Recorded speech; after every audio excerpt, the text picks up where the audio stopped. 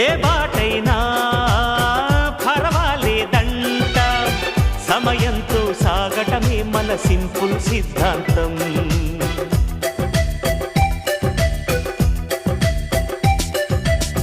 చిరుగాలికి పరిమళమిచ్చే సిరిమల్లెల వనమై ఉందాం, గగనాన్ని నేలను కలిపే హరివిల్లుల బంతెన అవుదాం. ఆనందం అంటే అర్థం మనమందా, ప్రతి పూట పాటై సాగే హుషారు సరిగమలో. ఎన్నో ఎన్నో రాగాలుండే సంగీతం